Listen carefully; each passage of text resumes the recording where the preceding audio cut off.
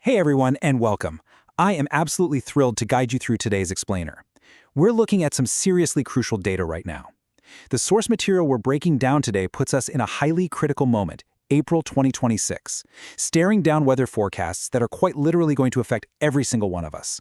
I'm talking about your daily routines, your commute, and yes, even your grocery bills. My goal today is to take all this complex climate data and lay it out super clearly so you walk away fully understanding what's coming, and more importantly, how you can actually prepare for it. Okay, let's dive right into this. To really understand the threat outlined for 2026, our sources take us on a pretty stark historical journey. Think back to 1877. The Madras famine wiped out millions of lives. Fast forward a bit to 2015, and we saw these incredibly deadly heat waves claiming thousands of lives across India. And now? Well, the European Center for Medium-Range Weather Forecasts, or the ECMWF, is predicting a record-breaking mega El Niño for 2026. The contrast between that tragic 1877 historical drought and this highly advanced, yet frankly terrifying forecast for 2026 is exactly why we need to be paying close attention. So here's our roadmap for the explainer today. We'll start with the 1877 Super El Niño, then move into understanding El Niño science.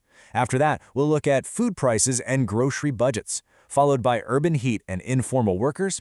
Then we'll tackle the heat wave disaster debate, and finally, wrap up with some practical climate action steps. First up, Part 1, the 1877 Super El Niño. Our sources highlight this really chilling nickname that came out of Minnesota back in 1877. They called it the year without a winter. During that very same year, millions of people tragically perished in a massive famine across British India's Madras presidency, not to mention in China, Brazil, and parts of Africa. You know what's crazy? The root cause of all those millions of deaths wasn't a world war, it wasn't a global pandemic. It was a massive natural weather anomaly born thousands of kilometers away in just a small section of the Pacific Ocean. Which brings us right into Section 2, Understanding El Niño's Science. Let's move to the science and see how this actually builds. It's essentially a simple three-step cycle. First, the Pacific trade winds, which normally blow steadily from east to west, suddenly weaken.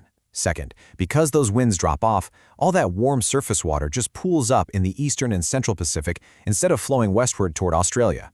This completely blocks the cold, nutrient-rich water from rising up near South America. And third, this massive release of heat from literally trillions of liters of abnormally warm water completely disrupts global wind and rain patterns. That's what causes these devastating droughts in regions like Southeast Asia and India. Now, combine that natural cycle with modern climate change, and things get intense. Our source notes that the Earth's baseline temperature is already about 1.4 degrees Celsius higher than the pre-industrial average.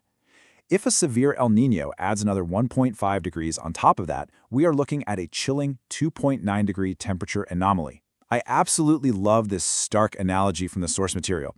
It's literally like sitting in a room that is already 40 degrees Celsius, and then someone just decides to turn on a space heater. That is the terrifying reality of a Super El Niño today.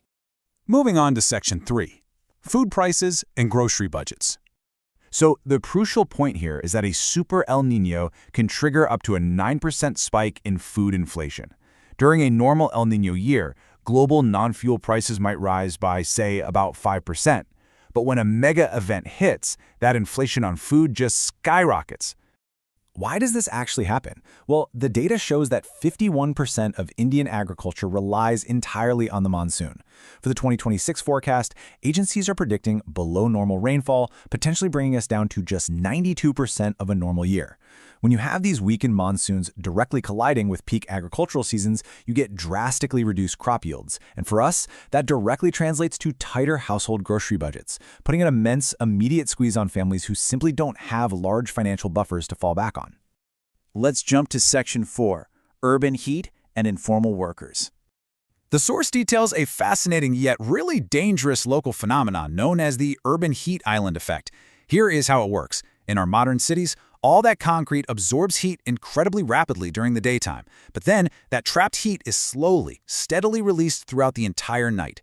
Because of this, nights are actually becoming deadlier than the days. For instance, data from Delhi showed daytime temperatures rising by 1.8 degrees, but nighttime temperatures spiking by a massive 4.4 degrees. The human body simply cannot cool down and recover from the daytime sun when the night stays that hot. And the financial burden of this heat?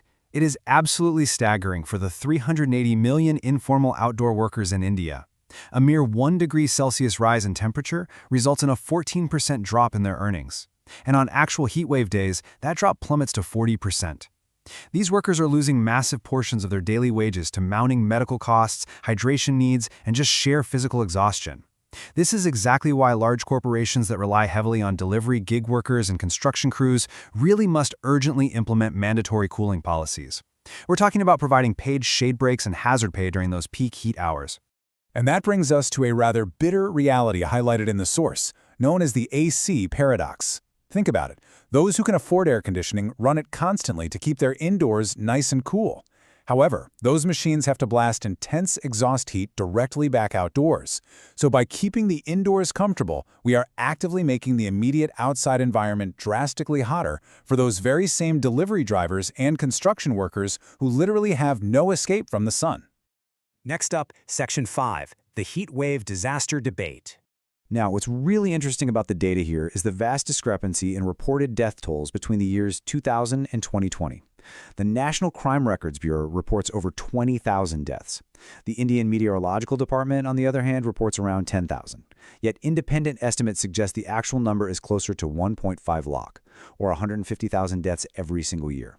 The source explains that this discrepancy happens because doctors often list the immediate physiological cause on death certificates, things like cardiac arrest or severe dehydration, without acknowledging the extreme heat wave as the underlying trigger. The source material claims there is actually a major financial aspect to this debate regarding disaster classification. Currently, heat waves are not officially notified as a national disaster alongside things like cold waves or cyclones. The source points out that officially notifying heat waves would legally require the government to pay out 4 lakh rupees, or 400,000 rupees, from the National Disaster Response Fund for every single confirmed heat-related death. Recognizing this formally has become a major point of debate for climate advocates. Finally, Section 6, Practical Climate Action Steps. The source outlines some incredibly practical community care actions that we can all take. First, stay hydrated and always carry 10 rupee ORS packets with you. They act as a vital first line of defense against heat stroke. Second, show a little compassion. Offer water and a shaded spot to delivery and construction workers in your neighborhood. Third, we need to shift our grid dependency. Adopting balcony or rooftop solar panels directly reduces our overall reliance on coal. And finally, use your voice. Actively advocate for government recognition of heat waves as a formal national disaster, so those necessary relief funds can be unlocked. And this brilliantly illustrates why protecting trees matters so much. Data shows that in recent years, 18 square kilometers of old trees were cut down for every 1 square kilometer of new trees planted. The source stresses that saving existing mature trees is far more effective for urban cooling than simply planting new saplings, which, let's be real, have a really high mortality rate anyway. A mature canopy can provide up to 12 degrees Celsius of cooling right at the pedestrian level. That leaves us with an incredibly profound question from our source material to end on. Will the generation born in 2026 ever actually know what a normal 30 to 35 degree summer feels like? Or is 45 degrees going to become their permanent, inescapable new normal? It's a heavy thought for sure, but it highlights exactly why we need to take those practical steps in our own communities today. Thank you so much for joining me to unpack this crucial explainer, and I truly hope this guide empowers you to stay safe out there.